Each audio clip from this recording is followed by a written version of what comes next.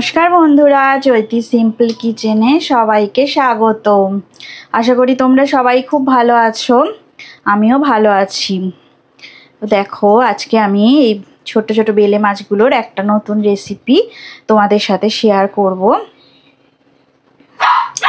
এই দেখো, একদম ছোট সাইজের বেলে মাছ আমি নিয়ে নিয়েছি। এগুলো ধুয়ে পরিষ্কার করে রাখা আছে। এবারে এইটাতে আমি পরিমাণ মতো নুন আর হলুদ মাখিয়ে নেব।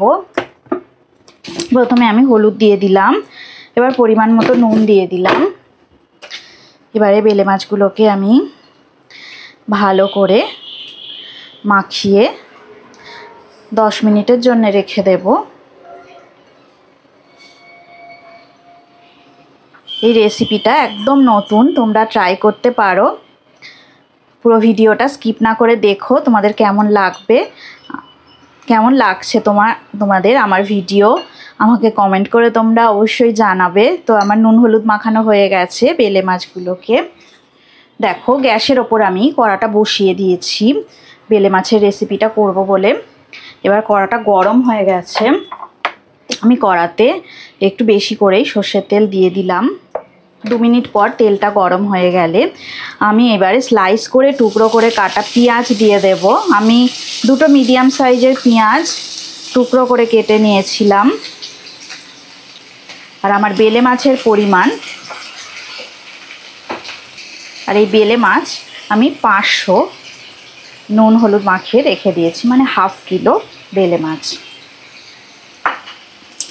বেলে মাছটা নুন হলুদ মাখানো থাক, আমি রান্নাটা করে নিচ্ছি ততক্ষণ। এই যে পেঁয়াজগুলোকে আমি তেলের মধ্যে দিয়ে দিয়েছি, এইভাবে স্লাইস করা পেঁয়াজ, 2টো মিডিয়াম সাইজের পেঁয়াজটা 2 মিনিট হালকা করে ভাজা হয়ে গেলে আমি 1 চামচের মতো রসুন কুচি দিয়ে দেব। আর কাঁচা লঙ্কা কুচি আমি 2 চামচের মতো দিয়ে দিলাম।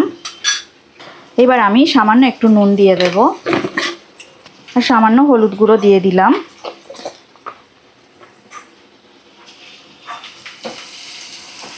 এবার একটু ভালো করে আমি নাড়াচাড়া করে নেব। আমি আদা রসুন বাটা 1 চামচ দিয়ে দিলাম।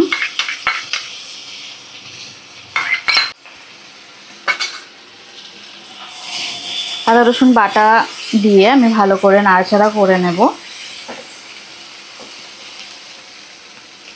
এইবার একটা ছোট সাইজের টমেটো আমি দিয়ে দিলাম। এবার নুন হলুদ মাখিয়ে রাখা মাছগুলো, বেলে মাছ, আমি এর মধ্যে দিয়ে দেব।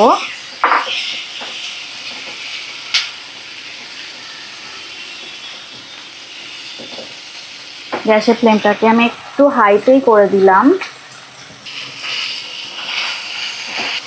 বেলে মাছগুলোকে আমি এবারে এইভাবে, যেভাবে আমরা লইটা মাছ রান্না করি সেইভাবে আমি এইগুলো একটু ভেঙে ভেঙে এইভাবে দেব। দেখো, আমি এই খুন্তির সাহায্যে আমি মাছগুলোকে এইভাবে ভেঙে ভেঙে দিচ্ছি। আর খুব বেশি ভাজা করার আগেই এটা এইভাবে লইটা মাছের মতো ভেঙে ভেঙে দিতে হবে। যেন একদম এই বেলে মাছ গোটা না থাকে, একদম ঝুড়ো ঝুড়ো করে মাছগুলোকে এইভাবে খুন্তির সাহায্যে এইভাবে চাপ দিয়ে দিয়ে ভেঙে দিতে হবে।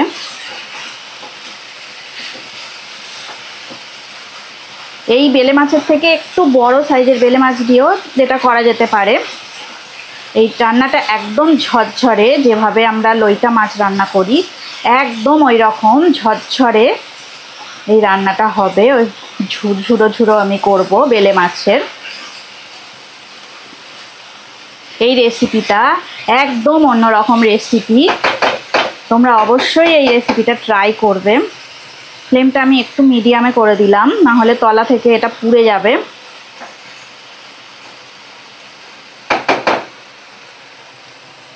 মিডিয়ামে করে আমি ফ্লেমটাকে আমি মিডিয়ামে করে দিলাম, তলা থেকে পুড়ে যেতে পারে। এইভাবে সমস্ত বেলে মাছগুলোকে দেখো আমার এইভাবে ভাঙা ভাঙা করে নিয়েছি, একদম ঝরঝরে করে নিয়েছি। এই যে দেখো, একদম ঝরঝরে হয়ে গেছে। একদম নতুনত্ব রেসিপি এটা, এটা গরম ধোঁয়াটা ভাতের সঙ্গে একেবারে জমে যাবে। মিডিয়াম ফ্লেমে আমি করে রেখে এটা আমি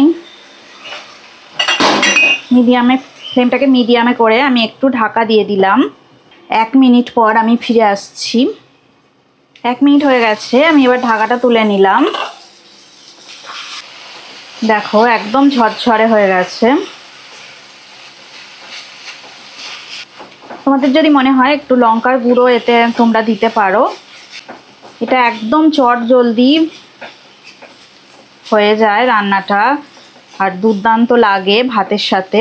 গরম ভাতে এটা খেতে দুর্দান্ত লাগে, আর একদম ঝটপট চটজলদি হয়ে যায়। 2 থেকে 3 মিনিটের মধ্যে এই রান্নাটা আমার রেডি হয়ে যাবে। এবার গ্যাসের ফ্লেমটাকে আমি আরেকটু জোরে করে দিলাম, একটু হাইতে ফ্লেমটা করে আমি এটা ভালো করে একটু ভাজা ভাজা করে নেব। আর একটু আমি সামান্য একটু তেল দিয়ে দেব, সর্ষের তেল। এটাতে একটু বেশি তেলই লাগে, একটু তেল দিয়ে দিলাম।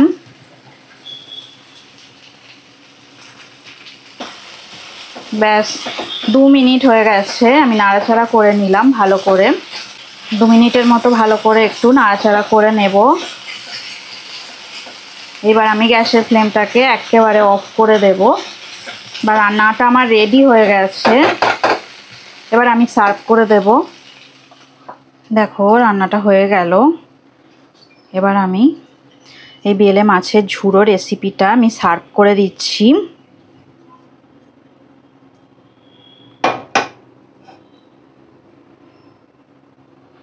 অত্যন্ত চটজলদি আর দুর্দান্ত স্বাদের এই রেসিপিটা তোমরা অবশ্যই বাড়িতে ট্রাই করে দেখবে আর আমাকে জানাবে কেমন লাগলো। বেলে মাছের ঝুড়ো রেসিপি একেবারে রেডি হয়ে গেল। আমি ওপর থেকে একটু লঙ্কা লেবু দিয়ে সাজিয়ে দিলাম। তো রেসিপিটা যদি বেলে মাছের এই ঝুরঝুরো রেসিপিটা তোমাদের যদি ভালো লেগে থাকে অবশ্যই লাইক দেবে, শেয়ার করবে আর আমার পাশে থাকবে। আমাকে অবশ্যই কমেন্ট করে জানাবে তোমাদের কেমন লাগলো এই রেসিপিটা, আর আমাকে আরও বেশি করে উৎসাহ দেবে। তোমাদের কমেন্ট যদি ভালো ভালো হয় তো আমাকে বেশি করে উৎসাহ দেবে। তো আমি তোমাদের কাছে আরও নতুন নতুন সুন্দর রেসিপি তাহলে নিয়ে হাজির হতে পারবো। আমার পাশে তোমরা অবশ্যই থাকবে, আমার চ্যানেলে থাকবে, আর তোমরা সুস্থ থাকবে, ভালো থাকবে। আবার নেক্সট ভিডিওতে আমি তোমাদের জন্য আরও নতুন সুন্দর রেসিপি নিয়ে তোমাদের সামনে চলে আসব। আজকের মতো টাটা, নেক্সট ভিডিওতে আবার দেখা হবে।